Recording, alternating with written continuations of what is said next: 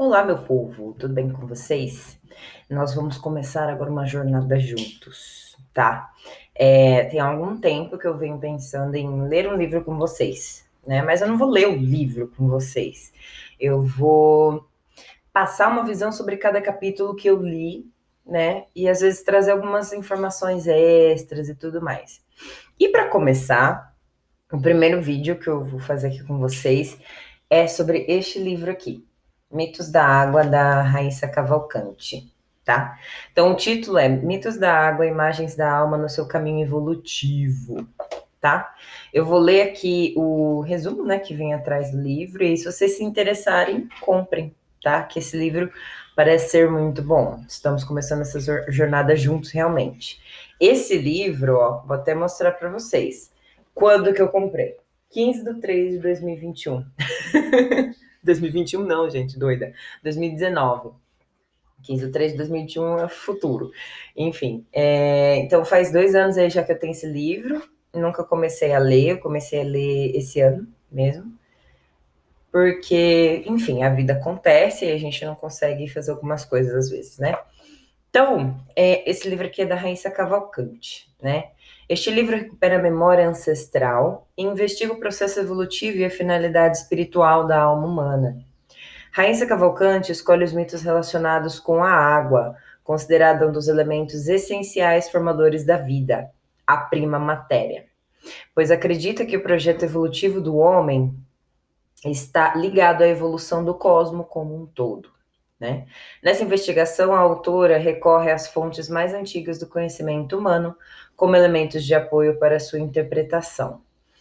Os Upanishads, os hindus védicos, o Mahabharata, o Ranayama, a Cabala e a alquimia ocidental e oriental fornecem-lhe ideias enriquecedoras para sua argumentação. E aí já peço perdão de antemão se eu errar alguma pronúncia, porque, né, a pessoa que não sabe outras línguas além do inglês, então fica meio complicado. Valendo-se de narrações míticas, de concepções filosóficas de ideias religiosas mais antigas e de um afinadíssimo instrumental teórico da psicologia atual, Raíssa Cavalcante desvenda para o leitor ou estudioso os mistérios das origens do cosmo, da vida e de seu processo evolutivo. O mito é um dos caminhos que nos proporcionam a possibilidade de ligação com as fontes antigas, desse conhecimento esquecido, e por isso tem um papel fundamental no que se refere à religião do homem com o conhecimento espiritual. Desculpa, voltando. E por isso tem um papel fundamental no que se refere à religação do homem com o conhecimento espiritual, com suas fontes divinas. União desse saber ancestral com a pesquisa científica contemporânea, feita pela autora, faz desse texto uma obra de leitura obrigatória para a compreensão do ser humano e do seu destino. Muito legal. E aí, deixa eu mostrar a fotinha dela. Essa daqui que é a Raíssa Cavalcante, tá, gente? E ela é psicoterapeuta de orientação junguiana, né? Ela já publicou O Casamento do Sol com a Lua, e O Mito de Narciso e o Mundo do Pai. Outros livros que eu tenho muito interesse em ler também, que ela escreve de uma forma muito legal. Então, a primeira parte, né, do livro começa com um trecho. Então, o melhor dos homens é como a água. A água a todas as coisas beneficia e não compete com elas. Ocupa os humildes locais vistos por todos com desdém, nos quais se assemelha ao tal. É uma frase do Lao Tse, né? E aí, ela mania de internet. Ela fez esse livro em memória de aulas Riedel, não sei como ler o nome da pessoa, tá? Então, a parte 1, né, é sobre as águas masculinas, a parte 2 é sobre as águas femininas, e tem muita coisa interessante aqui, gente. Eu vou falar um pouquinho da introdução e um pouco daquilo que eu entendo e entendi dessa introdução, tá? E aí, quando eu trouxer as águas masculinas, ela traz realmente muita coisa do oriental e do ocidental, mas eu vou tentar, no caso, trazer outros deuses de outras searas, como por exemplo, deuses brasileiros, né? Que eu amo de paixão. Então, eu vou tentar trazer para vocês também isso, tá? Primeiro, ela começa a introdução falando da importância do mito, né? Que o mito é um dos caminhos que trazem a possibilidade de religação com as fontes mais antigas desse conhecimento que foi esquecido, que foi deixado para trás, né? E ela fala que a mitologia é um dos mais antigos repositórios do conhecimento humano também. E ela tem como objetivo recuperar essa memória ancestral e fazer investigação do processo evolutivo e da finalidade espiritual da vida humana. Então, é importante notar, né, essa ligação entre o mito e o processo evolutivo do mundo, né? Os mitos, eles usam a que a gente chama linguagem analógica, né? A gente tem a linguagem digital, que, em termos bem simples e resumidos, é a linguagem mais direta, mais pronta para consumo, mais clara, mais objetiva, né? Sem muito o que refletir mais profundamente sobre. E a linguagem analógica, que é a linguagem de que os mitos se valem, né? A linguagem analógica é aquela linguagem que usa metáforas, bastante figuras de linguagem, a linguagem dos mitos, né? Que você tem, por exemplo, uma pedra, mas a pedra não é apenas a pedra, existem muitas coisas por trás dessa pedra que está sendo representada no mito, por exemplo, tá? Então, é interessante ver que os mitos contam de forma analógica a criação do mundo, como a gente entende as coisas e tudo mais, né?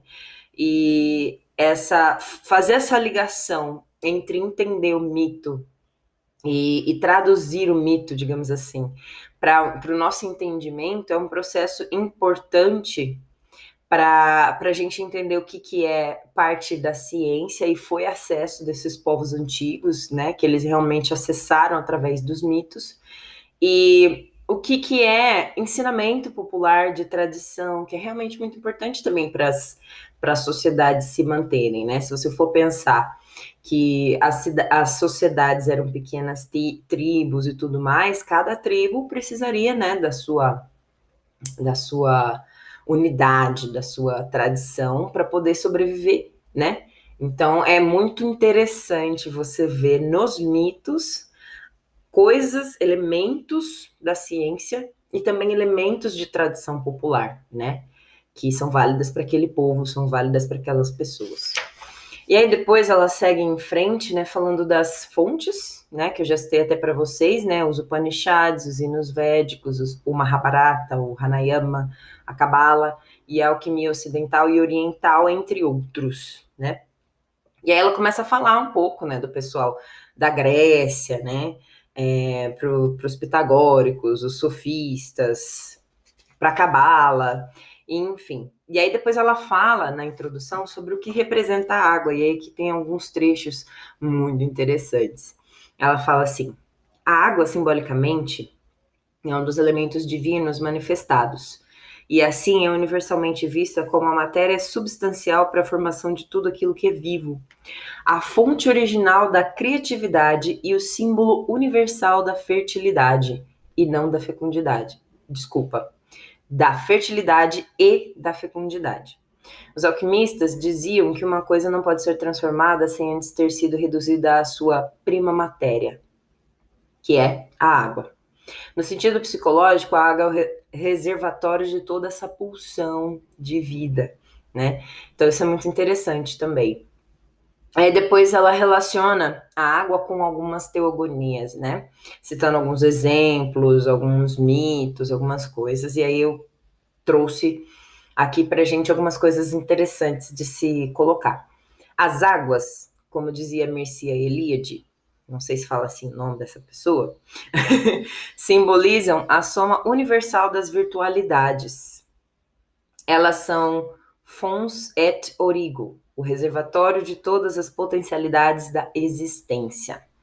Elas precedem toda e qualquer forma e suportam qualquer criação, qualquer construção firme, qualquer manifestação cósmica. Então, as águas cósmicas, as águas que geram a vida, né? Muito interessante isso daqui. A água, né, é a semente, o men, né, que é representado por um M. que simboliza a água sensível da qual tudo se origina. O M é a mais sagrada de todas as letras. É masculina e feminina ao mesmo tempo. E foi criada para simbolizar a água original, o grande oceano e suas ondas. Muito interessante, né? E aí depois ela fala um pouco do Gênesis, né? Da relação com o hinduísmo e tudo mais e tal. E aí ela termina falando, né, que a água é vista de forma geral como uma expressão imanente do transcendente, né? Então a água, ela expressa dentro da gente tudo aquilo que é transcendente, a criação do mundo, a criação das tribos, a criação, enfim, né? Tudo que existiu a partir das águas, né, que existem dentro da gente e fora da gente. A água é um dos elementos, claro, todos os elementos, perdão pela moto, a água é um dos elementos que nos une, né, como um todo. Nós somos cerca de 70% água, né? Então, ela é realmente uma expressão imanente do transcendente, né? É difícil dizer alguma coisa que não tenha água, nem que seja o mínimo possível, né? E aí, ela termina falando assim, né? A introdução. Considero que os mitos da água constituem no seu conjunto uma discussão sobre as questões espirituais e, portanto, essenciais do ser, sua origem, desenvolvimento e finalidade última. Falar sobre a água, a terra, o fogo e o ar é falar da cosmogênese, do princípio e do final da realidade material, do ciclo cósmico de nascimento, morte e renascimento espiritual. Rediscutir o processo evolutivo psicológico e espiritual do homem, a jornada evolutiva da alma, é um objetivo, né, da interpretação desses mitos através desse livro. Então, ele vai falar dos saberes antigos, né, que já existiam, que já falam e falavam sobre as águas, e muitas das coisas que já existiam e são ditas pela ciência hoje em dia, né? Então, esse livro ele vai tratar da evolução, né, do homem, através dos mitos, né, falando sobre essa perspectiva dos mitos, vai falar sobre a nossa psique, né, que ela é uma pessoa que é terapeuta junguiana, vai falar do espírito, né, e vai falar também dessa coisa que eu falei para vocês, da diferença entre a linguagem digital e a linguagem analógica, né, que são conceitos importantes de serem entendidos aqui. Eu falei de uma forma bem simples, né, mas existem coisas aí que vocês podem pesquisar depois também para estudar sobre isso, tá? Então, gente, esse é o primeiro vídeo desta série, né, que tem uns capítulos aqui muito interessantes.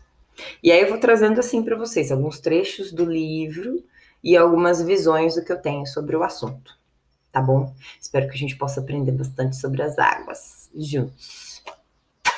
Beijos!